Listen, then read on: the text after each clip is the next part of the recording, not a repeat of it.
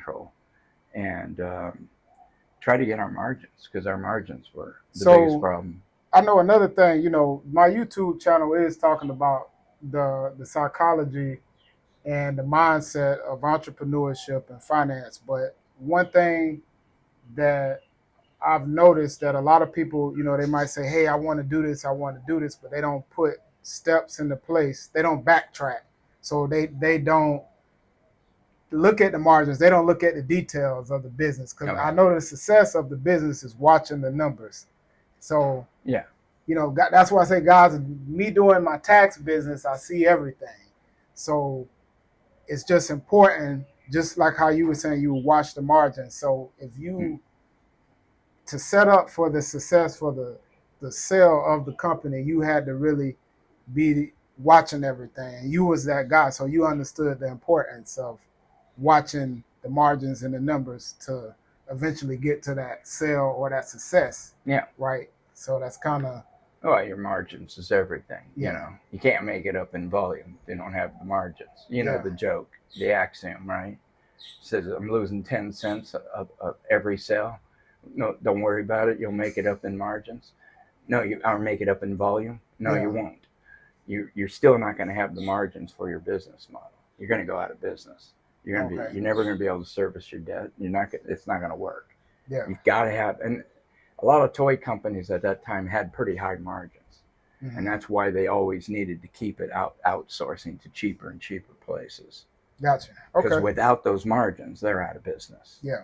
So that's why the toy business was perfect at that time, because you could outsource it so easily. At that time, I moved factories from Taiwan to mainland China, and that was early on, before they had the material supply lines. A lot of the materials we had to import into China from Taiwan just to keep the production going. Wow. So when you sold the toy company, when you exit that business, what did you go into next? Well, so I was the last person out of the company, because I was in Taiwan at the time. It sold in our base was in San Francisco. Okay. But the company actually sold. The transaction concluded while I was still in Taiwan. Okay. So I went from being an employee of Aviva to Mattel while I was still overseas. So I'm not working for it actually, and getting paid by a different company. When you sold, you became you hired on inside of the company. I was the overseas person. Gotcha. I was the only overseas person for Aviva. I had some consultants that would fly over and meet me and check my work and things like that. Gotcha. Some engineer support and different things. So, and Mattel is like a $1 billion corporation, toy company? Yeah, is the value? Them and Hasbro. Yeah. See, and they were both. Hasbro was grabbing. It was called the toy sport market in the late '80s, '90s. Okay. And Hasbro was gunning for it, just with Nerf. So they had Nerf, but Mattel didn't have an answer.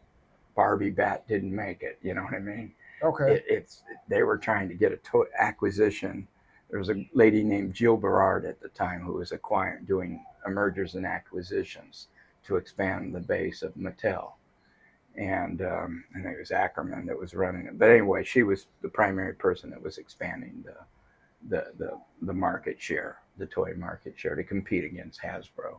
Okay. So, and this was my first and last thing in the toy world. So okay. I didn't play with toys as a kid. Yeah. I grew up in the country. We had other. Yeah. So we shoot guns and Gotcha. shoot birds. But you found some type of success in it because you was watching the margins. You really found joy in the business part of the toy company. Well, I had a mission. My specific task was they had horrible margins when I joined these two guys who put it together. Okay. In fact, they would have been bankrupt. Sorry, Bob. Sorry, Mike. they were heading off a cliff. Okay. They had no margins. The margins sucked. And they didn't know how to get them up. And you got to get them up, otherwise you're not going to be in business very long selling at a loss, right? Okay. And so I figured out how to. So what did you see about the guys that was already running? What was their mindset? Was it just, hey, we got a toy company, With success, Well, did they? I think they, how they acquired it was there was an Australian guy. I can't really mention. Everybody can go online and figure out the story. But anyway, the guy who started it up Mhm. actually innovated the product. They bought it from him, Okay, but it wasn't really his. He had ripped it off from somebody, and it was actually his Taiwanese company that came up with the original extruded bat. gotcha. Okay, And okay. that's why it was forced. The production was forced in Taiwan. Plus, it was the type of foam that we were extruding. Mhm. That you have to mix when you extrude rubber. You have to use a variety of different compounds, and they had the recipe, Gotcha. and they had the right recipe, Okay. and then because you had to extrude it and then grind it, Mm-hmm. and you had to grind it with a certain type of grinder to get that feel, because that was our selling point, the real feel. Okay. I don't know if you had a toy baseball bat now. No, Recently. but I'm pretty sure I played with it when I was young. Well, have you had a Nerf toy? Yeah, Nerf bat? toy. Yeah. You know how yeah, it feels fake? Yeah. It has this kind of like the weight is weird. It's meant for Gotcha. it's too light. Yeah. They're using a type of foam that we didn't want to use. Okay. We wanted to use the real feel. Ah. Okay, and when we had the proper balance to the bat, you know how like when you're a kid, you got a balanced bat, Yeah. even though it's a small bat for a kid, Yeah. still balanced like a pro bat. So we wanted to get that kind of. So you're trying to the whole purpose of sport toys is introduce kids early on into the t-ball and things like that. I think we're getting some rain here. Oh yeah, it's always afternoon, all day showers in KL. So yeah, well you get off them. and on. You've been in kind of a dry period. Yeah. So since So, you've been over here, but I think So since we're talking, again, I know people kind of want to know why the name Planet Tan Steel. We're going back to that, but I know that was just like a little blimp on okay. the entrepreneurship. Well, that to tell you went through. the truth, people made too much out of in the tanning world at that time. Yeah. You just had to understand your market and who was walking in the door and who you were trying to create the product for. Yeah. And I think too much emphasis was on the name. In fact, I was going to virtually just call it TAN, T-A-N. And I ended up actually doing that for a while because I got the main thing is visibility, right? Yeah. Visibility at the right price. One of the things a lot of small entrepreneurs do is they start putting too much money into the marketing. Okay. And they end up not being able to get their doors open or keep their doors open because they're too much in debt on getting the name out there and getting the location out there. I had this unique opportunity with a giant, because it was during the 90s, there was a lot of economic problems and a lot of tenants. And I was in a mall area, mm-hmm. and signage was basically free. It was available. So they didn't want to keep it empty. So I put TAN out there. So you were, I know we talked offline about you were mostly better off at doing startups than a lot of other people. You was willing to come in sometimes with your own capital and start a business and really get that business to really.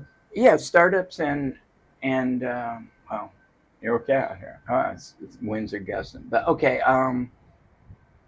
And turnarounds. Yeah. I kind of did a lot of turnarounds where people started it, mm-hmm. and they were basically low margins. Their costs were out of control. They didn't really have a margin objective, so that they didn't have a model that was going to work. That was going to be a profitable model. So I came in and sort of tweaked the model a little bit and made it profitable. Gotcha. So I did a lot of turnarounds. People that were in financial trouble. One of the turnarounds I did, I told you earlier about it, was I was in the cut and sew, surf and dive equipment, where you lay the fabric out, cut the pieces, and sew them. And I did that in San Francisco and San Diego. Okay, that was after everything, but that was not something I started. That was something I took over and made it profitable and got out of it. Okay. Now, I know you say you was a numbers guy, margins guy. What was, for the people out there listening, we all about the numbers, right? We talk about finances on this channel. Okay. what was some of the profits that you were making? What was some of the gross income, if you're willing to share that on some of the businesses that you did? What was the number that? Well, the toy business, you have to grow it fast, Yeah, and you have to go from 250,000 sales to about 25 million 25 million. Okay, in about a year and a half. okay, So you have to grow it that fast. yeah, You got to keep the factory happy. yeah. So we're talking about 8 figures. Yeah, because they're Okay. doing it on volume. Yeah. And they have real orders. All right. And you're not getting into that business unless you have deep pockets or some venture capital Yeah. to tap, some type of investment capital. Yeah. So people in venture capital, people gotta believe in you. They gotta invest in you and the company that, you know. Yeah, and the problem with VC money, if you take it, they're going to want controlling interest. Yeah. And the problem is, once they have controlling interest, are they interfering in the progress, or are they helping? So sometimes, if you got the wrong group backing you, and they want to start hands on, and they want to control everything and tie your hands, Yeah. even though you're the person that knows the business, they're supposed to supply the capital. They can actually do a lot of damage. Yeah. And so you're constantly updating them in meetings, making sure that they didn't throw their money down the toilet, right? So you're ensuring them, you're reassuring them each week, or whatever you want to do, every week, every 2 weeks, but you're telling them on the progress. You're keeping them posted. You're doing reports.